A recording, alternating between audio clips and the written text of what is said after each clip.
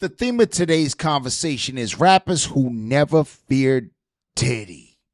All right? So this is coming to you from Music Vibe.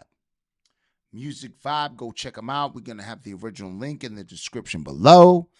And y'all already know the rest, man. We're going to get into this reaction, see what Music Vibe is talking about. If you're new to the channel, do not forget to comment, subscribe, thumbs up. Slap that red button, you heard? All right, let's get it. Yes, sir. Let go. And I'm going to tell you right now, me and Dub C ain't never been to a Diddy party. As you all know, Diddy has been arrested, and now everyone is discussing the so-called Diddy parties, which are attended by many rappers and famous people, from Jay-Z to Leonardo DiCaprio. However, wow, Leonardo look a little too comfortable in that environment. I ain't gonna lie. Leonardo look a little too comfortable in that environment. Put it in the comments. Does Leonardo not look a little too comfortable in that environment? there are rappers who kept a distance from Diddy. One of them is 50 Cent, who has been bullying Puffy for many years now.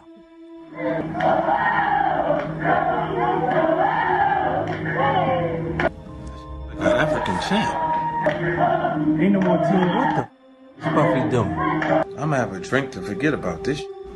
One concert, 50 said that he will never attend Puffy's parties because he hugs you from the front and the back at the same time. Yo, read that for me. Read that for me. See, this is why I don't go to no party Puffy and them at. See, the F is going on here. Smacking my head. Get the F off my young ninja. What the F? Oh, man, you got to stop playing. Yo, you got to stop playing with them young dudes, bro. Come on, stop it. That's why I don't be going to the Puffy parties. Nah. From the front and the back at the same time? What are you talking about? I mean, look, if you're into that, I'm fine with it. To each his own. I'm just saying this shit, my motherfucking party. I'm like, it's uncomfortable. I think I belong in the girls' bathroom. And shit that is going on. And in 2018, 50 Cent called him gay after the latter offered Curtis to take him shopping. I don't call. I said. Let me read it, Fifth. Oh my God. Sorry I can no longer help you guys. Soon you will all be happy. Oh, nah, he reading. You are all now left under leadership of Puffy Daddy. Report to the nearest rainbow. Dinner Thieves in theaters January 9th. That's why Dinner Thieves get you. Listen, I'm gonna say that because of that what's the interview? Nori. The Drake champs. Yeah, that one. Just blow it out. It's your birthday every day. Every day's your birthday on Drink Champs, goddammit. I'm in. Okay. Yeah, I ain't gonna lie. This was the cringiest, weirdest interview I've ever seen in my life. Nah. Every time somebody brings this up, I'm like, oh yeah. This is I've been weird. trying to forget this. Thank y'all for keep putting it back in my memories. This my is so weird, bro. Yes. Why y'all gangsta rappers over here like folding? Like chill a minute. I got notes now. I'm trying to get my life together. You know what I'm saying? Like, he said something fabulous and he goes, yo, but me and you, we ain't party. Like, we need to party. Oh, but me and you ain't never really party, you know what I'm saying? What is he talking about? What is he talking about? That's the kind of stuff that when people say that to me, I get a little uncomfortable. He said something to me one time, a long time ago, at Chris Lighty's wedding. He told me he'd take me shopping. I looked at him like, what'd you just say? Let me move, man, before I do something. You gonna make me mess up the wedding. Earlier, they... Could you imagine that, yo? Could you imagine another man trying to take you shopping? Put it in the comments, man. You let another man take you shopping? Both surely had a normal relationship, and 50 could have been in Bad Boy Records. That never happened. The hate from 50 started in 2010, shortly after Diddy became Rick Ross's manager, who happens to be a longtime enemy of 50. The In the Club rapper said he believes that Diddy is making money off B.I.G.'s name. I quote, "Enough is enough. Biggie's name should never have become Diddy's black card. When was the last time Diddy really was bigging up his brother, not bigging up his bank? A little later, Diddy couldn't take it anymore. And during the BET Awards 2010 post show, he said, "Check this out. I love my people. Stop the hate, man. Congratulate. Hate is for s***ers. If you hating, you a s***er, and you're ashy and your breath stink. And you know who I'm talking to. You hating and crap." In 2012, everything led to a serious confrontation between Puffy and 50. Here's what Machine Gun Kelly, a witness to the confrontation, said. I just remember like 50 coming up outside of Puff's trailer and being like, but Puff was inside his trailer, so he said it to somebody. He was like, "What kind of money Puff said he was getting again?" I don't know what happened. I thought it was all like funny and sarcastic, and then like 2 seconds later, man, the whole gunplay thing popped off. So. In 2014, 50 Cent posted a photo montage on Instagram that featured a photo of Steve Stout putting his arm around Diddy, and Diddy face-to-face with Rick Ross. Bro, how many of y'all think that wasn't suspect, bro? I don't care who you are, man or female. Tell me in the comments, that was not suspect. That was sus. That was mad sus. I ain't saying nothing, but something ain't right. LMAO, 50 Cent said on his post. And now we come back to the year 2024. After the raid, which took place on the 25th of March, Curtis went off on trolling his longtime pal. At the beginning, he said, "Now it's not did he do it, it's did he done. They don't come like that unless they got a case." Facto, oh my God. Bro, they got you dead of rights, bro. They ain't rolling like that unless they got a case, bro. On all your compounds, we gonna call them compounds, you heard? Because that's what you're doing. You over there, you leading the coat into some oily bath water, you heard? And it's weird. It's slippery, and you can't get out. You doing the backstroke, you just can't get out. You trying to get out. It's like you slipping and sliding over there. A little later, a video surfaced online showing Diddy riding around Miami on a bicycle, and 50 just couldn't ignore that. "Smile, bit. Smile. Damn, last seen on a bike, Diddy's popped." Further, he shared footage of Puffy and Tyson's awkward appearance together on the Keenan Ivory weigh-in show in 1998. During the interview, Tyson held Diddy's hand up to show off his jewelry while saying, "It truly is about the Benjamins," referencing his classic 1997 song with Biggie, Lil' Kim. Yeah, but it kind of looked like he had his hand stuffed where it shouldn't have been stuffed. You heard? Like he was trying to keep his hand warm underneath the Tyson cheek. Hey, Tyson played it off like a professional and like, I'm a... That's exactly what happened. And the Locks. It truly is about the Benjamin, as we see. Oh, yeah. Dug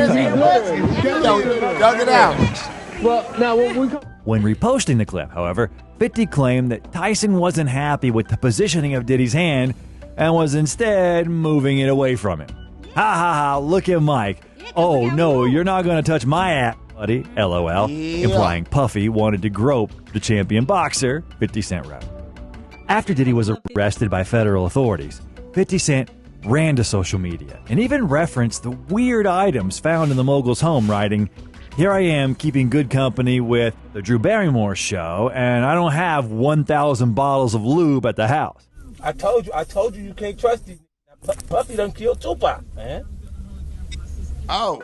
50 Cent has also repeatedly said that Diddy ordered Tupac's murder, and his best friend Eminem also talked about it. In Kill Shot, he said, "The day you put out a hit, the day Diddy admits that he put the hit out, they got Pop killed." Joe Budden recounted how Diddy himself reacted to that. Puff said it's in his hands, and he said I can say it. And that's the end of that. Have fun with that one. He said, there's nothing to say about it. It's in my hands. Eminem rapped about the possibility of Diddy ordering Pac's murder in his new album, The Death of Slim Shady, in the song Fuel, arguing that he will not beef with him since Diddy can order his murder just like he did with Pac through Keefy D. Keefy D is the person who went on many YouTube channels and recounted that he was involved with Tupac's murder as he knew Diddy personally. And, according to the gangster's words, Diddy offered him $1 million for Pac's head. That picture says it all. yo, he a lonely brother. He don't know where to turn. He don't know where his enemies and his friends is at. Shit, I don't even know if I'm in the enemy's car right now. He was arrested last year for such bold statements. And in the same song, Fuel, M delivered the following lines, which are definitely included in the top best punchlines in hip-hop history. P-E-R, got so many essays. Wait, he didn't just spell the word rapper and leave out a P, did he? And so R-A-P-P-E-R, spelled without a P, spells raper or rapist, while S-A's is short for sexual assaults.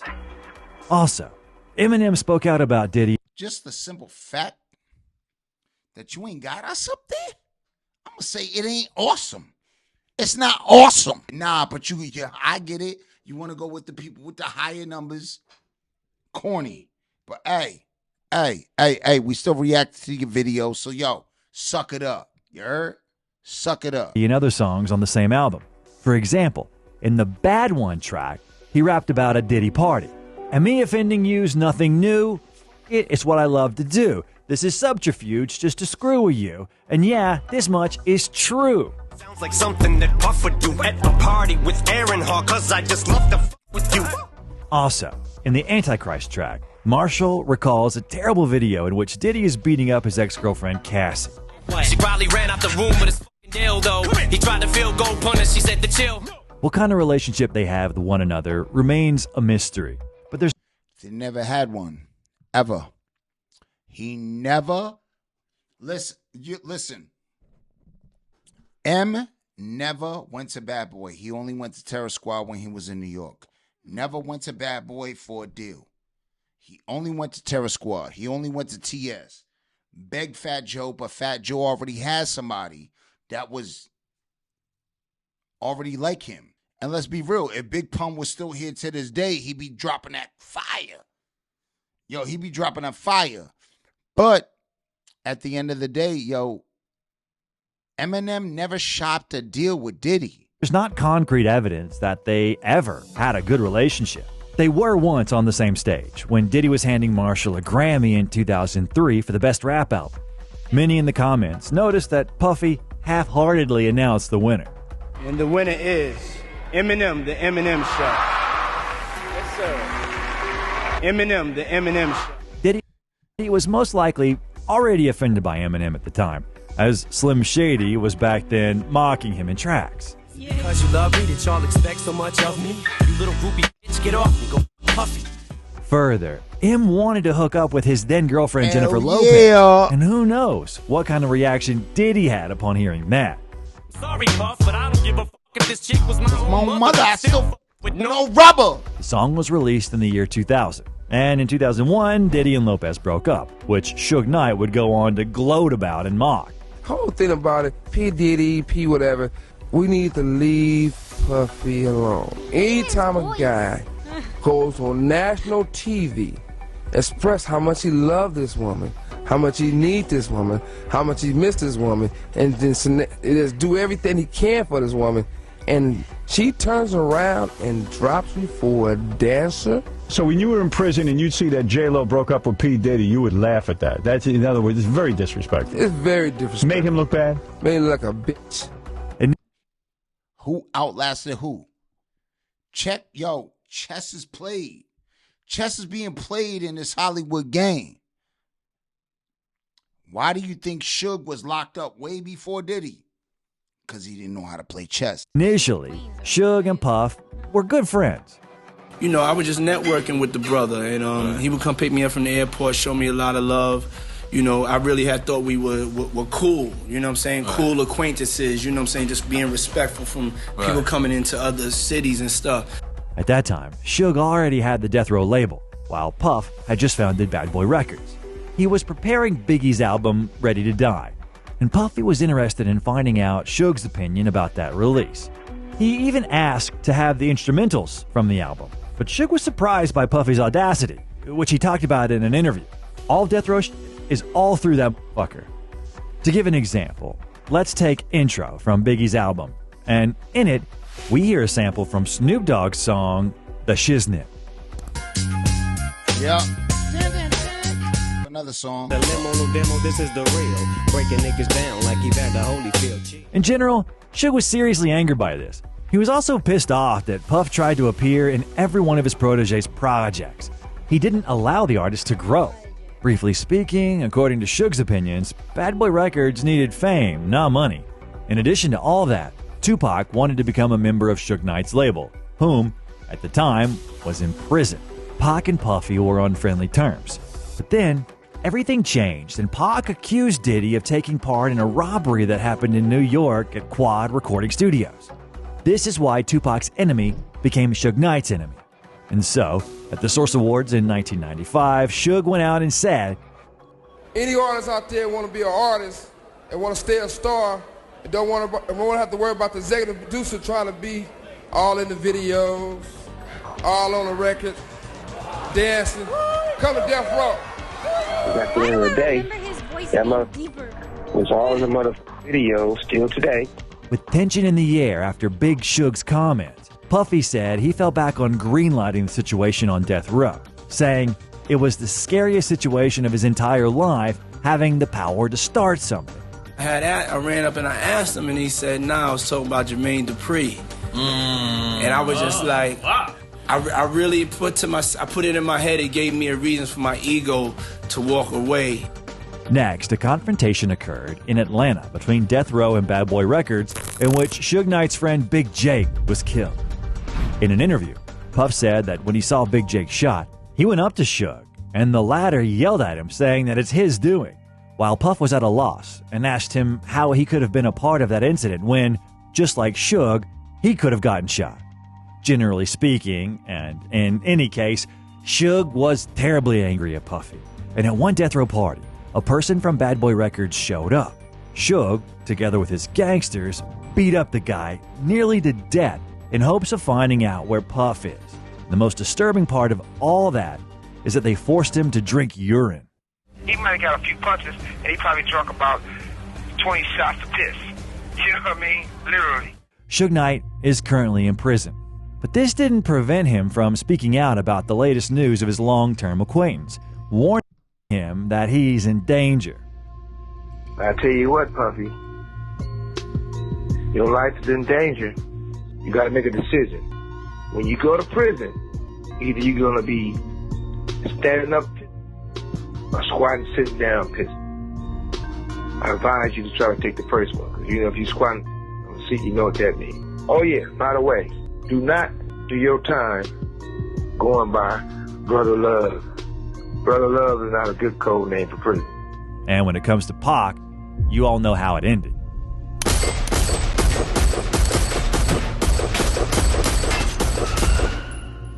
However, it is a fact that Pac hated Puffy up until his death.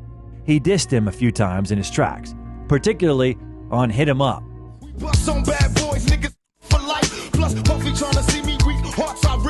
And in his post-mortem album, The Don Killuminati, The 7-Day Theory, in Against All Odds. Let's be honest, you a punk or you would see me with gloves. Remember that shit you said, the vibe about me being a thug? Diddy admitted in an interview that Hit 'Em Up still hurts to this day. That joint was cold. We would take your turntables, you played Hit 'Em Up. You know what I'm saying? That's how cold that thing hurt to this day. In some instances, Puffy's own artists from Bad Boy Records did not even respect him. A chair was once thrown at the label's boss. The Lox joined Bad Boy Records in 1995. However, years later, the members were ready to leave Bad Boy because their hardcore rap style fit poorly with the label's creative direction. They did everything possible to legally free themselves of the contract. But Jadakiss recounted what eventually led to the fact that Diddy finally allowed the rappers to carry on with their careers without Bad Boy. It was probably after the argument with Diddy, when Styles threw the chair at Puff. That was probably the last straw for that. However, even after leaving, the guys continued to have conflicts, and Jadakiss called Diddy a coward. There's a big sign on it. I'm gonna be the whole National Guard's downstairs, too. Cut it out, man. We can't talk in this. I'm a grown-ass man, man. You're a coward. And I don't take nothing. You're a thief, You're a coward. Don't say you're a thief. Okay. You're a Come thief. to the office, man. Come to the office so we can straighten it out then. Yo, How we just three guys you don't even mess with. You had your Ace Boom Tools publishing. You won't let his publishing go. I'm at the office. Peak cutter. The point of that conflict revolved around the idea that the Lox wanted Diddy to share the wealth of their success and pleaded for their publishing. They claimed that Diddy owned 50% of their publishing. Diddy later told Hot 97's Angie Martinez that he owned 20% and has made $400,000 off the Lox. And I ain't gonna lie, yo, Angie, you gotta start like 304ing yourself out for these motherfuckers. That's gonna be a bad look on you. You gotta retire at this point because you 304'd yourself out for Diddy like crazy. 100%. This is ladies' night. Nah, this wasn't ladies' night. This was crazy night. You heard? Thriller. Perfect for Halloween. She was on some Thriller shit. A rep for the group later refuted Diddy's claim with legal documentation countering his statement. Sometime later, they reconciled and performed at the Bad Boy family reunion tour. However, in 2023, the Lox were preparing for the show Lox and Friends 50th Anniversary of Hip Hop. Puff will not be there. Styles said, I'm not even playing with y'all. We not even team. Not right now. Not right now. Have y'all spoke to him or no, not at all? Nah, man. To my Diddy. Styles said who? Okay, never mind. Nah, I didn't know who you meant. Nah, I haven't spoke to him. I mean, somebody should. somebody. No, I mean, like somebody should reach out. I heard, because I had heard 50 say that before, right? 50's like, yo, somebody better reach out to him, man. He definitely should go talk to somebody. Absolutely. He definitely should go talk to somebody, and probably the people he hurt. Diddy also had problems with the new generation of rappers. And if he had really feared the previous heroes of this video, then here, he tried a few times to exert his authority onto them. Savage! I'm a savage! Oh! One of these cases happened with J. Cole and Kendrick Lamar. It started when, in the control track, K-Dot said, he is the king of New York, even though this entire verse didn't appear as a diss, but purely as competition. Machiavelli's offspring, I'm the king of New York, king of the coast. One hand, I juggle them both. Puffy posted a picture in which him and Jay-Z were laughing, captioning it saying, and then Kendrick Lamar said, I'm the king of New York. What do you think about that Instagram post I did of you? That's a big homie. Everybody else got to try harder, though. However, it didn't all end with one meme. And not long ago, the TDE president Punch recalled the infamous fight in 2013 when Diddy allegedly threatened to slit J. Cole's throat over Kendrick Lamar with Jay-Z present. Diddy threatened to cut Cole's throat with a bottle if he was disrespected. And if you ever say what you said to me earlier, and he grabbed a bottle from the table because he got all of the alcohol joints, and he said, what you gonna do? Hit me on my head with a bottle? He's like, nah, I'm gonna break it on the table, I'm gonna cut your throat. So the niggas the ground reached up and tried to grab dude by the neck. So dude reached around and fired on him, and they both fell on the table, knocking all the drinks over. So all these celebrities just in this one spot. It's a scuffle. Cole himself rapped about this clash with Diddy in the Let Go of My Hand track. Last scrap was with Puff Daddy, who would have thought it? I bought that nigga album in 7th grade and played it so much. A year later, Puffy had already set eyes on Drake because of the Drake 0 to 100, the catch-up track. On TV, I thought it made me richer. Wasn't paying me enough, I needed something quicker. They argued over this beat. The track was produced by Boy Wonder, who had sent it to both Diddy and Drake for consideration. According to Diddy, he wanted Drake to ghostwrite for him on the song, but Drake ended up keeping it for himself. Diddy was reportedly furious about this and confronted Drake at the Live nightclub in December 2014, where he allegedly slapped him in the face. So I go to look at my phone, and it's my dude. Like, he's like, boy, you wouldn't just believe what happened. I'm like, what? Diddy just slapped Drake. And as usual, Diddy made a fool of himself and said that never happened. Like, what made you put hands on Drake? I did not put hands on Drake. Oh. And I do not want any problems with Drake. Yo, if y'all ever notice, Charlemagne is always the left of the person he's interviewing. So Charlamagne got punked for his seat. Diddy established his dominance like he normally does and pushed Charlamagne to the left of him. Now, I mean to the right of him when you're looking at it from this angle, right? Normally, Charlamagne's on the other side. Charlamagne on what side? He's where Diddy's supposed to be. Diddy sat in his seat. So don't play yourself, man. All I'm trying to say is, like, listen, I got no respect for Diddy. But, yo, he bully. He a bully. Drake is, right now, that's all I got. That's all I have to say. He's putting in his work. I didn't do nothing to Drake.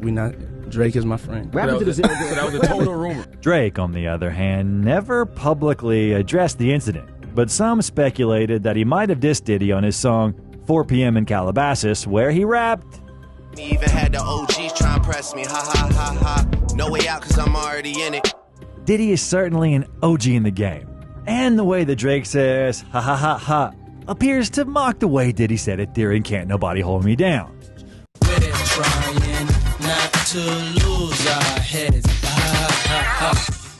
Recently, Drake published screenshots of the 2015 film The Big Short, particularly a scene where Ryan Gosling's character said, "I never hung out with these idiots after work, ever. I have fashion friends."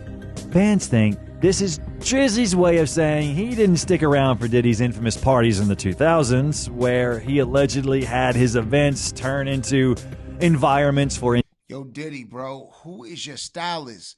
Who is taking care of your groomage, bro? Your whole shit is white, bro. Fuck is wrong with you, bro? You looking like fucking goddamn fucking... Yo, for real? You know who he looking like, bro? Moses and Nazareth. Like, he over there like about to part the Red Sea. You look older than shit, like you about to have a tablet in your hand and open that bitch up.